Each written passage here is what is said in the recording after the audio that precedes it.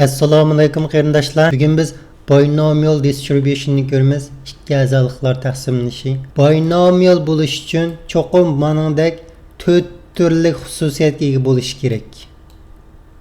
Mush 4 turli xususiyatni ayrim-ayrim ko'rib chiqamiz. Biz sinoq qitim sonini n bilan ifodalasak, cho'qim muqim son bo'lish kerak. Mana bu binomialning birinci xususiyeti. Mesela mavi 10 tarafdikisi 3 tengini osmonga tashlagandagi barliq chiqish ehtimollik ega natijasi. Buningdagi t ta'tirini ifodalaydi, h 10 ifodalaydi. Mayli bu sinoqni 500 qitim ib bering yoki 10 ming qitim ib bering yoki 3 qitim ib bering. Buningdagi n cho'qim muqim bo'ldi. Buni oldin ola bekitib olasiz.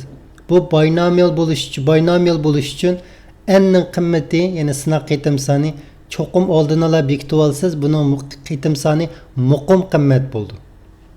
Mana bu birinchi xususiyati. Ikkinchi xususiyat, har bir sinoqning ikki natijasi bor. Buning birisini g'alaba, yana birisini mag'lubiyat deb ataymiz. Uningdan boshqa xil natija mumkin emas. Masalan, futbol musobaqasi yapsangiz, cho'qim g'alaba ya mag'lubiyatli bo'ladi. Binomial bo'lish uchun hech qachon tang bo'lib qolmaysiz. Üçüncüsü, her bir sınaq müstakil buldu deydi. Mayli men bir tal tengini 3 qitim osmonga tashlay veya ki 3 tal tengini bir osmonga tashlay. Mana bu tushganini. Ya'ni mavu 10 chipti, ma ta'tir chipti. Her bir tengining mush tushishi bir-birisiga ta'sir ko'rsatmaydi. Ya'ni o'zaro mustaqil. To'rtinchisi, har bir g'albaninki ehtimolligini p bilan ifodalasak, uning probability'si cho'qim muqim son bo'ldi. Masalan, ma korobkada ko'kdan 4, qizildan 3 bor desak, buni yaxshi aralashtirib men qarmayli bir narsa. Qizilning probability'si 7 dan 3, ko'kning probability'si 7 dan 4. Agar buni ikkinchi qitim tatmoqsam qanday qilmay desa, shuni yana asli joyiga solib qo'yib aralashtirib tatmayman. Mayli bir qitim tatay yoki 500 qitim tatay, binomial bo'lish uchun har bir qitim g'albaninki probability'si muqim son bo'ldi.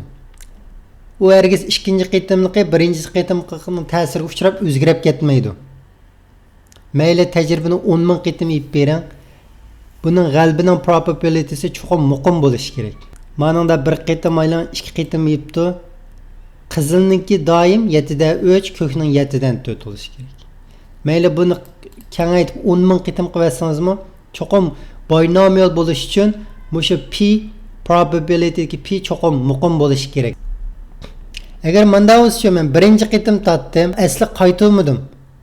Qaytmay ikkinchi qitim tatsam, ikkinchi qitimdagi qizil bilan ko'kninki probability'si chiqanda o'xshimi deydi. P prim bilan meyadagi p qanda teng emas.